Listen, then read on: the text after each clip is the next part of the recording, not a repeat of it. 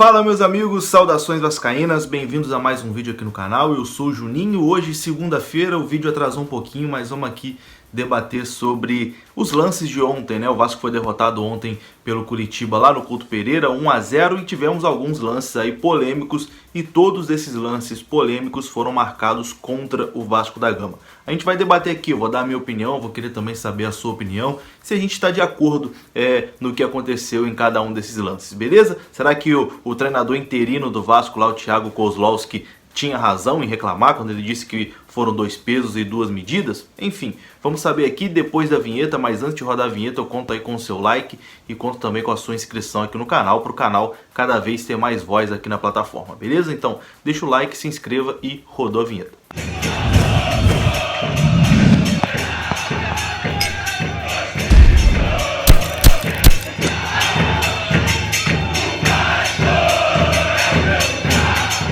Então bora lá meus amigos, começando mais um vídeo aqui no canal. Bom, antes de começar, eu acho que ontem no vídeo de pós-jogo eu acabei exagerando um pouquinho nas críticas em cima do Iago Pikachu, né? Acabei pegando pesado com o Pikachu, revi o vídeo aqui e quero aproveitar aqui o espaço para dizer que foi pouco. Deveria ter pegado mais pesado ainda com o Iago Pikachu, que foi muito pouco. O pênalti imbecil, a partida horrorosa que ele fez ontem, ele merecia ainda mais críticas do que as que eu fiz ontem no pós-jogo, segurando ali os palavrões, né?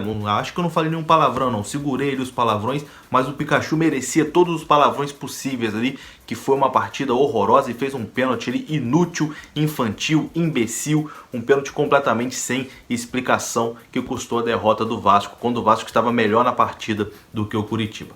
Mas enfim, vamos lá.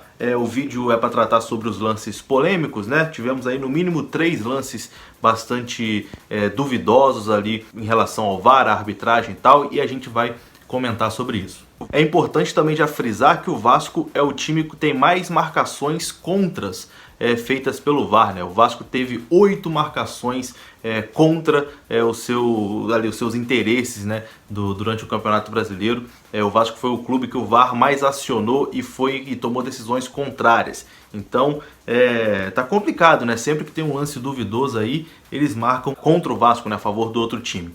E uma coisa que eu quero deixar claro aqui também, que eu sei que tem muita gente que vai comentar isso. Ah, o time não jogou nada, o time não jogou absolutamente nada, não tem que ficar falando de VAR, não tem que falar de arbitragem, não sei o quê, porque o torcedor tem isso, né? De que quando o time joga muito mal, acha que ele não pode reclamar de marcações ou comentar sobre marcações polêmicas de arbitragem, né? Eu concordo que o time jogou muito mal, o Vasco realmente jogou nada ontem, foi mais uma atuação que o Vasco saiu devendo, era para o Vasco ter vencido ontem com facilidade, mas do mesmo jeito, por exemplo, contra o Atlético Goianiense, que o Vasco não jogou nada, mas ia garantir o empate no último lance, naquele gol anulado do Germancano, né, que era para o juiz realmente ter anulado o gol, mas dado o pênalti a favor do Vasco, o Vasco ganharia mais um pontinho.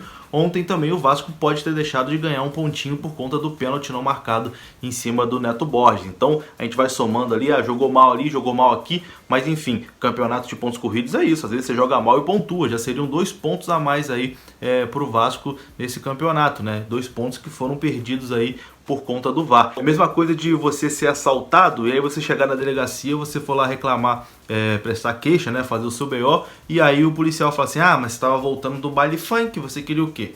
Você que não queria ser assaltado? Se você estivesse na igreja, você não estava assaltado. É a mesma coisa que a gente falar, se tivesse jogado bem, não tinha que reclamar de arbitragem. Então, eu acho que, independente do Vasco ter jogado mal ou não, a gente tem sim que comentar esses lances. Bom, então vamos lá, vamos começar aqui pelo lance do pênalti cometido pelo Iago Pikachu ali aos 40 do segundo tempo, né? Enfim, acho que isso aqui não tem discussão, todo mundo concorda que foi pênalti, que foi um pênalti imbecil do Iago Pikachu. Tá passando aí na sua tela, né? A bola não estava indo para lugar nenhum e o Pikachu vai e coloca o braço ali, dá uma puxada. Tudo bem que a puxada foi bem de leve, não interfere na jogada. Com puxão ou sem puxão, o jogador do Curitiba não chegaria na bola, enfim. Mas o Pikachu foi completamente ali idiota nessa jogada e cometeu o pênalti. Como hoje em dia tem mais de 30 câmeras, né, no campo, é óbvio que o VAR vai pegar esse tipo de lance. Então foi uma cabacice tremenda do Iago Pikachu de colocar o bração ali, de puxar o jogador, achando que estava sendo esperto, que o juiz não ia ver. O juiz realmente não viu, mas o VAR chamou, foi lá e o juiz na cabine viu o pênalti. Na minha opinião, o pênalti foi bem marcado. O Iago Pikachu realmente cometeu o pênalti e foi pênalti a favor do Curitiba. E aí, na cobrança do pênalti, tivemos a segunda polêmica, né? Que foi o jogador bateu, o Fernando Miguel defendeu, o segundo pênalti que o Fernando Miguel defende desse Campeonato Brasileiro, que a arbitragem manda voltar. E aí, como eu disse, o árbitro mandou voltar por conta dessa adiantada do Fernando Miguel. Tá aparecendo aí também na sua tela o lance. O Fernando Miguel realmente não está mais com os dois pés em cima da linha, né? Ele defende o pênalti, faz uma belíssima defesa, mas a regra do futebol, infelizmente, é essa. Se o goleiro não tá com pelo menos um pé em cima da linha, tem que mandar voltar. E antes do VAR não existia isso, né? O juiz só mandava voltar mesmo uma penalidade se o goleiro se adiantasse, quase dividindo lá com o batedor. Um passinho para frente, igual esse do Fernando Miguel, geralmente passava batido. Mas agora com o VAR, a juizada tá mandando voltar esse tipo de lance. Eu sou completamente contrário a essa regra. Quem me segue no Twitter sabe que eu sempre reclamo, independente de ser jogo do Vasco ou não. Sempre que eu vejo mandar voltar pênalti porque o goleiro deu um passinho, se adiantou, eu acho uma covardia tremenda. Pô, o batedor do Curitiba saiu lá rebolando, dando pulinho, mandou WhatsApp, pediu uma pizza no iFood, foi lá, demorou 3 dias até chegar na hora da cobrança, e o goleiro, enfim, tem que ficar lá igual um bobão esperando. Se ele der uma escapulidinha e um passinho pra frente, o juiz manda voltar. Enfim, mas é a regra, né? A gente não pode aqui brigar com a regra. Se a regra diz que pelo menos um pé tem que estar em cima da linha, então o juiz acertou em mandar voltar o pênalti. E aí depois, na segunda cobrança, o Curitiba fez 1-0. Então até aqui, desses dois lances, os dois, na minha opinião, foram marcados corretamente. E aí a gente vem agora para o último lance do jogo e a grande polêmica, que a gente pode dizer assim, né? Se foi pênalti ou não em cima do Neto Borges. A última jogada ali da partida, e o Neto Borges recebe um pisão no pé dentro da área. O juiz manda seguir, assim como no lance do pênalti a favor do Curitiba, o juiz também mandou seguir. Mas aí o VAR chamou, né? O VAR chamou para o Luiz Flávio de Oliveira analisar a jogada para ver se ele marcaria o pênalti ou não. Quando o VAR chamou, eu achei que ele marcaria o pênalti porque, na minha opinião, o comentarista da Globo lá, o Sandro Meirahit, até fala, não houve intensidade, pegou só um pedacinho do pé, não teve intensidade. Eu acho que isso não existe, né? Porque se for para marcar por intensidade, então também não seria pênalti do Pikachu em cima do jogador do Curitiba, porque o Pikachu também só coloca o braço lá, encosta no jogador do Curitiba e ele cai. E foi pênalti do Pikachu. E do mesmo jeito, o pisão ali, se foi forte, se foi leve, não é o juiz não tem que ver a intensidade. Foi um pisão no pé dentro da área e foi pênalti. Pênalti não marcado. Tá passando aí a jogada enquanto eu falo, né? Tem até uma parte que fica mais paralisado, que dá para ver perfeitamente o pisão do zagueiro do Curitiba em cima do Neto Borges, mas o juiz não deu pênalti, achou ali que a intensidade não foi suficiente para analisar, para derrubar o Neto Borges. Eu te pergunto, né, o que tem que acontecer para marcar um pênalti num pisão dentro da área? O jogador tem que ser amputado?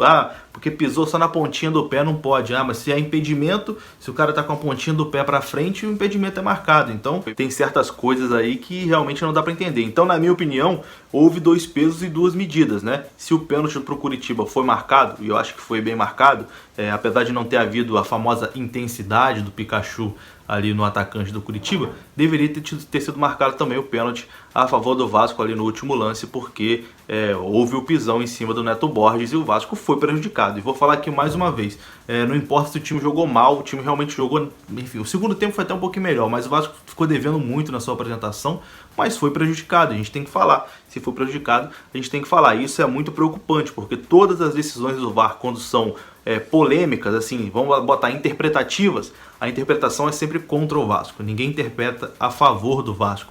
Só marcam a favor do Vasco se for aquela coisa que realmente não tem discussão. Se for um lance ali que, enfim, o juiz dá para interpretar alguma coisa, ele interpreta contra o Vasco. A gente teve nesse jogo um exemplo claro disso, né? Porque o VAR, a culpa nem foi do VAR, né? Do árbitro da cabine, porque o árbitro da cabine chamou nas duas disputas. Chamou no lance do Pikachu e também chamou no lance a favor do Vasco do Neto Borges. Só que a interpretação do juiz, do Luiz Flávio de Oliveira, foram diferentes, né?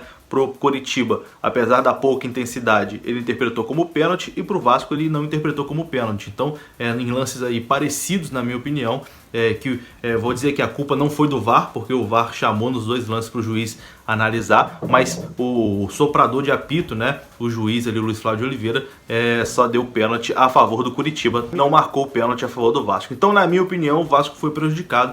Quero saber a sua opinião aqui também, comente aí, a sua opinião é muito importante. Como eu disse no vídeo de pós-jogo, né, o Vasco tem que tomar uma atitude, o presidente Alexandre Campelo, sei lá, alguém tem que, enfim, se manifestar na CBF, porque não dá, na dúvida sempre estão marcando contra o Vasco. E nessa mesma linha, o treinador interino do Vasco ontem, o auxiliar Thiago Kozlowski, que foi até expulso, né, por muita reclamação nesses lances, ele disse o seguinte, foi pênalti. O Fernando Miguel pegou um pênalti e o VAR mandou voltar. Depois o cara quase arrancou a chuteira do Neto Borges, que na minha opinião foi pênalti, e ele não marcou nada. Foram 2 pesos e 2 medidas do VAR. Então a reclamação aí intensa do time do Vasco por conta desses lances, que na minha opinião, dos 3 lances polêmicos. O pênalti a favor do Coritiba foi pênalti, a cobrança que mandou voltar do Fernando Miguel realmente tinha que ter mandado voltar, porque ele se adiantou, e o pênalti não marcado a favor do Vasco foi pênalti e o juiz não marcou. Então, na minha opinião aqui, o Vasco foi prejudicado e poderia ter saído com um pontinho